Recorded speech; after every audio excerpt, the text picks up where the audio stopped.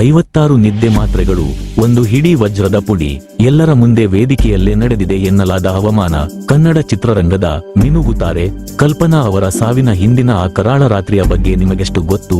ಬೆಳಗಾವಿ ಜಿಲ್ಲೆಯ ಗೋಟೂರಿನ ಆ ಸರ್ಕಾರಿ ಬಂಗಲೆಯಲ್ಲಿ ಅಂದು ನಿಜಕ್ಕೂ ನಡೆದಿದ್ದೇನು? ಇದು ಹತಾಶೆಯಿಂದ ಮಾಡಿಕೊಂಡ ಆತ್ಮಹತ್ಯೆಯೇ ಅಥವಾ ವ್ಯವಸ್ಥಿತವಾಗಿ ನಡೆದ ಕೊಲೆಯೇ? ಇಂದಿಗೂ ಉತ್ತರ ಸಿಗದ ಈ ಪ್ರಶ್ನೆಗಳ ಹಿಂದಿರುವ ಸತ್ಯವನ್ನು ಹುಡುಕುವ ಒಂದು ಪ್ರಯತ್ನವಿದು. ಬನ್ನಿ, ಕಾಲದ ಪುಟಗಳಲ್ಲಿ ಮರೆಯಾದ ಆ ಕಥೆಯ ವಿವರಗಳನ್ನು ಒಟ್ಟಾಗಿ ನೋಡೋಣ. ರಂಗಸ್ಥಳದ ಮೇಲೆ ಕಲ್ಪನಾ ಬಾಯಿಂದ ಬಂದ ಒಂದು ತಪ್ಪು ಮಾತು ಇಡೀ ನಾಟಕ ರಂಗವನ್ನೇ ಸ್ತಬ್ಧಗೊಳಿಸಿಬಿಟ್ಟಿತ್ತು. ಏನು ಮಾತಾಡ್ಲಿ ನಾನು?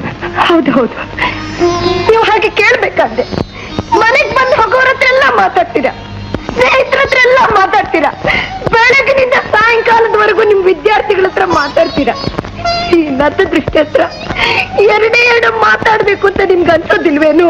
ಕನ್ನಡ ಚಿತ್ರರಂಗದ ಇತಿಹಾಸದಲ್ಲಿ ಕೆಲವು ಹೆಸರುಗಳು ಎಂದಿಗೂ ಮಾಸುವುದಿಲ್ಲ. ಅಂತಹ ಹೆಸರುಗಳಲ್ಲಿ ಮೊದಲ ಸಾಲಿನಲ್ಲಿ ನಿಲ್ಲುವುದೇ ಮಿನುಗುತಾರೆ ಕಲ್ಪನಾ. 1960 ಮತ್ತು 70ರ ದಶಕದಲ್ಲಿ ಕನ್ನಡಿಗರ ಹೃದಯ ಗೆದ್ದವರು. ಕೇವಲ ಸೌಂದರ್ಯದಿಂದಲ್ಲ, ತಮ್ಮ ಅದ್ಭುತ ನಟನೆಯಿಂದ, ಪಾತ್ರಗಳಿಗೆ ಜೀವ ತುಂಬುತ್ತಿದ್ದ ರೀತಿಯಿಂದ ಅವರು ಪ್ರೇಕ್ಷಕರ ಮನಸ್ಸಲ್ಲಿ ಉಳಿದು ಬಿಟ್ಟರು. ಶರಪಂಜರ ಚಿತ್ರದ ಕಾವೇರಿಯಾಗಿ ಅವರು ತೋರಿದ ಅಭಿನಯ,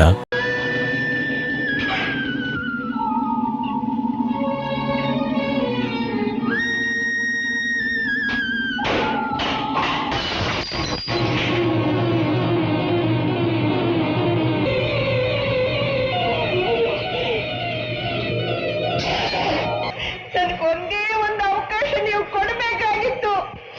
ಒಂದೇ ಒಂದು. ಇಂದಿಗೂ ಕನ್ನಡ ಚಿತ್ರರಂಗದ ಒಂದು ಮೈಲಿಗಲ್ಲು. ಅವರು ಬರೀ ನಟಿಯಾಗಿರಲಿಲ್ಲ, ತಮ್ಮ ಕಾಲಕ್ಕಿಂತ ಮುಂದಿದ್ದ ಫ್ಯಾಷನ್ ಐಕಾನ್ ಕೂಡ ಆಗಿದ್ದರು. ಅವರ ಉಡುಗೆ ತೊಡುಗೆ, ಕೇಶವಿನ್ಯಾಸ ಎಲ್ಲವೂ ಅಂದಿನ ಯುವತಿಯರಿಗೆ ಸ್ಫೂರ್ತಿಯಾಗಿತ್ತು. ಆದರೆ ದುರಂತವೆಂದರೆ, ತೆರೆಯ ಮೇಲೆ ದುರಂತ ಪಾತ್ರಗಳಲ್ಲೇ ಹೆಚ್ಚು ಮಿಂಚುತ್ತಿದ್ದ ಕಲ್ಪನಾ ನಿಜ ಜೀವನದಲ್ಲೂ ಒಂದು ದುರಂತ ಕಥೆಯಾಗಿಯೇ ಉಳಿದು ಹೋದರು. ಒಂದು ಕಾಲದಲ್ಲಿ ನಿರ್ಮಾಪಕರು ತಮ್ಮ ಸರದಿಗಾಗಿ ತಿಂಗಳುಗಟ್ಟಲೆ ಕಾಯುವಂತೆ ಮಾಡಿದ್ದ ಈ ಮಹಾನಟಿಯ ಜೀವನದ ಕೊನೆಯ ದಿನಗಳು ಅಷ್ಟು ಸುಲಭವಾಗಿರಲಿಲ್ಲ. 1970ರ ದಶಕದ ಕೊನೆಯ ಭಾಗದಲ್ಲಿ ಕಲ್ಪನಾ ಅವರ ಸಿನಿ ಬದುಕಿನಲ್ಲಿ ಕಾರ್ಮೋಡ ಕವಿಯಲು ಆರಂಭವಾಯಿತು. ಬದಲಾದ ಪ್ರೇಕ್ಷಕರ ಒಲವು ಮತ್ತು ಅವರ ನೇರ, ದಿಟ್ಟ ವ್ಯಕ್ತಿತ್ವವೇ ಅವರಿಗೆ ಮುಳುವಾಯಿತೇನೋ ಎಂಬ ಮಾತುಗಳು ಇವೆ. ಅವಕಾಶಗಳು ನಿಧಾನವಾಗಿ ಕಡಿಮೆಯಾದವು. ಒಂದು ಕಾಲದಲ್ಲಿ ಚಿತ್ರರಂಗವನ್ನೇ ಆಳಿದ ತಾರೆಗೆ ಆರ್ಥಿಕ ಸಂಕಷ್ಟಗಳು ಎದುರಾದವು ಎನ್ನಲಾಗುತ್ತದೆ. ಇದರಿಂದ ಅವರ ಮನಸ್ಸು ಖಿನ್ನತೆಗೆ ಜಾರಿದ್ದಿರಬಹುದು. ಬೆಳ್ಳಿತೆರೆಯಿಂದ ದೂರವಾದ ಕಲ್ಪನಾ ತಮ್ಮ ಜೀವನ ನಿರ್ವಹಣೆಗಾಗಿ ಉತ್ತರ ಕರ್ನಾಟಕದ ನಾಟಕ ಕಂಪನಿಗಳತ್ತ ಮುಖ ಮಾಡಿದರು. ಬೆಂಗಳೂರಿನ ಗ್ಲಾಮರ್ ಲೋಕದಿಂದ ದೂರ ಸರಿದು ಸಣ್ಣ ಸಣ್ಣ ಊರುಗಳಲ್ಲಿ ನಾಟಕ ಪ್ರದರ್ಶನಗಳನ್ನು ನೀಡುತ್ತಾ ಜೀವನ ಸಾಗಿಸಬೇಕಾದ ಅನಿವಾರ್ಯತೆ ಅವರಿಗೆ ಬಂದೊದಗಿತ್ತು. ಇದು ಅವರ ಪಾಲಿಗೆ ಕೇವಲ ವೃತ್ತಿ ಬದಲಾವಣೆಯಾಗಿರಲಿಲ್ಲ, ಬದಲಿಗೆ ಅವರ ಸ್ವಾಭಿಮಾನಕ್ಕೆ ಬಿದ್ದ ದೊಡ್ಡ ಪೆಟ್ಟಾಗಿತ್ತು. ಅವರೊಳಗಿನ ಕಲಾವಿದೆ ನಲುಗಿ ಹೋಗಿದ್ದಳು, ಆದರೆ ಬದುಕಲೇಬೇಕಾದ ಒತ್ತಡ ಅವರನ್ನು ವೇದಿಕೆಯ ಮೇಲೆ ನಿಲ್ಲುವಂತೆ ಮಾಡಿತ್ತು. ಈ ನೋವು, ಹತಾಶೆಗಳು ಅವರ ಮನಸ್ಸಿನ ಮೇಲೆ ನಿಧಾನವಾಗಿ ಪರಿಣಾಮ ಬೀರಲು ಶುರು ಮಾಡಿದ್ದವು. 1979ರ ಮೇ 12 ಆ ದಿನ ಕಲ್ಪನಾ ಅವರ ಜೀವನದ ಅತ್ಯಂತ ಕರಾಳ ದಿನವಾಗಿ ಪರಿಣಮಿಸಿತು ಎನ್ನಲಾಗುತ್ತದೆ. ಬೆಳಗಾವಿ ಜಿಲ್ಲೆಯ ಸಂಕೇಶ್ವರದ ಬಳಿ ಕುಮಾರರಾಮ ನಾಟಕದ ಪ್ರದರ್ಶನವಿತ್ತು. ಗುಡಿಗೇರಿ ಬಸವರಾಜ್ ಕುಮಾರರಾಮನ ಪಾತ್ರದಲ್ಲಿದ್ದರೆ ಕಲ್ಪನಾ ಮಲತಾಯಿಯ ಪಾತ್ರ ನಿರ್ವಹಿಸುತ್ತಿದ್ದರು. ಆ ದಿನ ನಾಟಕದ ಮಧ್ಯದಲ್ಲಿ ಕಲ್ಪನಾ ತಮ್ಮ ಸಂಭಾಷಣೆಯನ್ನು ಮರೆತರು ಎಂದು ಒಂದು ಕಥೆ ವ್ಯಾಪಕವಾಗಿ ಹರಡಿದೆ. ಒಂದು ದೃಶ್ಯದಲ್ಲಿ ಹಸಿವಿನಿಂದ ಬಳಲುತ್ತಿದ್ದ ಕುಮಾರರಾಮ, ಅವ್ವ ಹಸಿವಾಗುತ್ತಿದೆ ಎಂದಾಗ ಕಲ್ಪನಾ ರೊಟ್ಟಿ ತಿನ್ನು ಎಂದು ಹೇಳುವ ಬದಲು ಹುಲ್ಲು ತಿನ್ನು ಎಂದು ಬಿಟ್ಟರು ಎಂದು ಆಗಿನ ಕಾಲದಲ್ಲಿ ಜನ ಆಡಿಕೊಳ್ಳುತ್ತಿದ್ದರು. ಈ ಮಾತಿನಿಂದ ನಾಟಕ ನೋಡುತ್ತಿದ್ದ ಪ್ರೇಕ್ಷಕರು ನಗಲು ಆರಂಭಿಸಿದರು. ಇದರಿಂದ ಸಿಟ್ಟಾದ ನಾಟಕ ಕಂಪನಿಯ ಮಾಲೀಕರು ಆಗಿದ್ದ ಗುಡಿಗೇರಿ ಬಸವರಾಜ್ ವೇದಿಕೆಯ ಮೇಲೆಯೇ ಕಲ್ಪನಾ ಅವರೊಂದಿಗೆ ವಾಗ್ವಾದಕ್ಕಿಳಿದರು ಎಂಬ ಮಾತುಗಳಿವೆ. ಈ ಘಟನೆ ಒಂದು ದೊಡ್ಡ ಜಗಳಕ್ಕೆ ಕಾರಣವಾಯಿತು ಎನ್ನಲಾಗುತ್ತದೆ. ಸಾವಿರಾರು ಜನರ ಮುಂದೆ ತನಗಾದ ಈ ಅವಮಾನವನ್ನು ಸಹಿಸಿಕೊಳ್ಳಲು ಕಲ್ಪನಾಗೆ ಸಾಧ್ಯವಾಗಲಿಲ್ಲ. ಅವರ ಸ್ವಾಭಿಮಾನಕ್ಕೆ ಬೆಂಕಿ ಬಿದ್ದಿತ್ತು. ನಾಟಕ ಮುಗಿದ ನಂತರ ತೀವ್ರ ಮನನೊಂದ ಕಲ್ಪನಾ ಯಾರೊಂದಿಗೂ ಮಾತನಾಡದೆ ನೇರವಾಗಿ ತಮ್ಮ ವಾಸ್ತವ್ಯ ಹೂಡಿದ್ದ ಗೋಟೂರು ಗ್ರಾಮದ ಸರ್ಕಾರಿ ಪ್ರವಾಸಿ ಮಂದಿರದತ್ತ ಹೊರಟರು. ಅದುವೇ ಅವರ ಜೀವನದ ಕೊನೆಯ ಪಯಣವಾಗುತ್ತದೆಂದು ಯಾರೂ ಊಹಿಸಿರಲಿಲ್ಲ. ಗೋಟೂರಿನ ಆ ಪ್ರವಾಸಿ ಮಂದಿರ ಊರಿನಿಂದ ಸ್ವಲ್ಪ ಹೊರಗಿದ್ದ ಒಂದು ಏಕಾಂತದ ಸ್ಥಳ. ಆ ರಾತ್ರಿ ಜೋರಾಗಿ ಮಳೆ ಸುರಿಯುತ್ತಿತ್ತು. ಸುತ್ತಲೂ ದಟ್ಟ ಕತ್ತಲು ಆವರಿಸಿತ್ತು. ಆ ಕೊಠಡಿಯೊಳಗೆ ಕಲ್ಪನಾ ಅವರ ಮನಸ್ಸಿನಲ್ಲಿ ಎಂತಹ ಬಿರುಗಾಳಿ ಎದ್ದಿತ್ತೋ ಯಾರಿಗೂ ತಿಳಿದಿಲ್ಲ. ಮರುದಿನ ಬೆಳಗ್ಗೆ ಮೇ 13ರಂದು ಕಲ್ಪನಾ ಅವರು ತಮ್ಮ ಕೊಠಡಿಯ ಬಾಗಿಲು ತೆರೆಯದಿದ್ದಾಗ ಅನುಮಾನಗೊಂಡ ನಾಟಕ ಕಂಪನಿಯ ಸಿಬ್ಬಂದಿ ಬಾಗಿಲು ಒಡೆದು ನೋಡಿದಾಗ ಕನ್ನಡ ಚಿತ್ರರಂಗದ ಆ ಮಿನುಗುತಾರೆ ನಿರ್ಜೀವವಾಗಿ ಬಿದ್ದಿದ್ದರು. ಪೊಲೀಸ್ ತನಿಖೆ ಆರಂಭವಾಯಿತು. ಅಲ್ಲಿಂದಲೇ ಕಲ್ಪನಾ ಸಾವಿನ ಸುತ್ತ ನಿಗೂಢತೆಯ ಜಾಲ ಹೆಣೆಯಲು ಆರಂಭವಾದದ್ದು. ಮೊದಲನೆಯದಾಗಿ ನಿದ್ದೆ ಮಾತ್ರೆಗಳ ಸಿದ್ಧಾಂತ.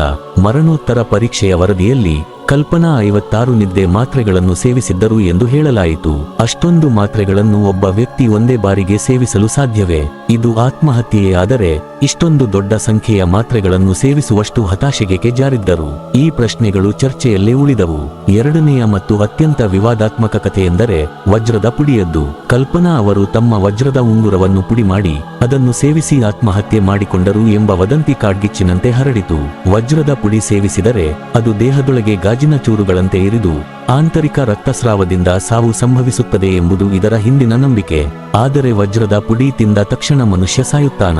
ಇದರ ಹಿಂದಿರುವ ವೈಜ್ಞಾನಿಕ ಸತ್ಯವೇನು? ಅದನ್ನು ವಿಡಿಯೋದ ಕೊನೆಯಲ್ಲಿ ನೋಡೋಣ. ಅದಕ್ಕಿಂತ ಮುಂಚೆ ಈ ಸಾವಿನ ಸುತ್ತ ಹುಟ್ಟಿಕೊಂಡ ಪ್ರಶ್ನೆಗಳನ್ನ ಒಮ್ಮೆ ನೋಡೋಣ. ಕಲ್ಪನಾ ಅವರ ಸಾವು ಆತ್ಮಹತ್ಯೆ ಎಂದು ತೀರ್ಮಾನವಾದರೂ ಅವರ ಅಭಿಮಾನಿಗಳು ಮತ್ತು ಚಿತ್ರರಂಗದ ಅನೇಕರು ಇದನ್ನು ಒಪ್ಪಲು ಸಿದ್ಧರಿರಲಿಲ್ಲ.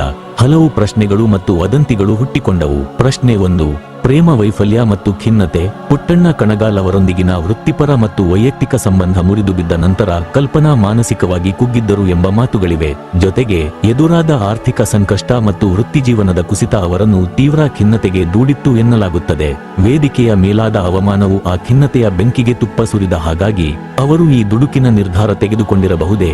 ಇದು ಒಂದು ವಾದ. ಪ್ರಶ್ನೆ 2, ಕೊಲೆಯ ಸಂಚು. ವಜ್ರದ ಪುಡಿಯಂತಹ ವಿಚಿತ್ರ ಕಥೆಗಳು ಕೊಲೆಯ ಸಂಶಯವನ್ನು ಬಲಪಡಿಸುತ್ತವೆ.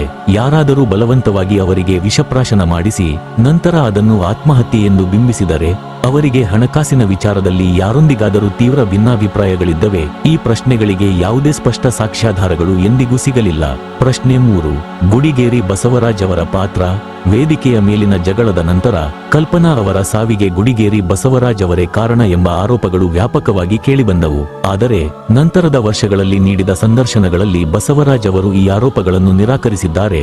ಜಗಳ ನಡೆದಿದ್ದು ನಿಜವಾದರೂ ಅದು ಸಾವಿಗೆ ಪ್ರಚೋದನೆ ನೀಡುವಷ್ಟು ತೀವ್ರವಾಗಿರಲಿಲ್ಲ ಎಂಬುದು ಅವರ ವಾದವಾಗಿತ್ತು. ಈ ಎಲ್ಲಾ ಪ್ರಶ್ನೆಗಳ ನಡುವೆ ಸತ್ಯ ಯಾವುದು, ಸುಳ್ಳು ಯಾವುದು ಎಂದು ಬೇರ್ಪಡಿಸುವುದು ಕಷ್ಟ. ಸಾಕ್ಷ್ಯಾಧಾರಗಳ ಕೊರತೆ ಮತ್ತು ಕಾಲನ ಗರ್ಭದಲ್ಲಿ ಅಡಗಿರುವ ರಹಸ್ಯಗಳು ಕಲ್ಪನಾ ಅವರ ಸಾವನ್ನು ಇಂದಿಗೂ ಒಂದು ನಿಗೂಢ ಕಥೆಯಾಗಿಯೇ ಉಳಿಸಿವೆ. ಕನ್ನಡ ಚಿತ್ರರಂಗವನ್ನು ಬೆಳಗಿದ ಆ ಮಿನುಗುತಾರೆ ಕತ್ತಲಲ್ಲಿ ಮರೆಯಾಗಿ ದಶಕಗಳೇ ಕಳೆದಿವೆ. ಗೋಟೂರಿನ ಆ ಪ್ರವಾಸಿ ಮಂದಿರದ ಕೊಠಡಿ ಕಲ್ಪನಾ ಅವರ ಕೊನೆಯ ಕ್ಷಣಗಳಿಗೆ ಮೂಕಸಾಕ್ಷಿಯಾಗಿ ಇಂದಿಗೂ ನಿಂತಿದೆ. ಕಾಲಾನಂತರದಲ್ಲಿ ಆ ಕಟ್ಟಡದ ಸುತ್ತ ದೆವ್ವದ ಕಥೆಗಳು ಹುಟ್ಟಿಕೊಂಡರೂ ಅದೆಲ್ಲವೂ ಕೇವಲ ವದಂತಿಗಳಷ್ಟೇ. ಇನ್ನು ನಾವು ಮೊದಲೇ ಹೇಳಿದ ಹಾಗೆ ವಜ್ರದ ಪುಡಿಯ ಕಥೆಯ ಹಿಂದಿನ ಸತ್ಯವೇನೆಂದರೆ ಅದೊಂದು ಶುದ್ಧ ಸುಳ್ಳು.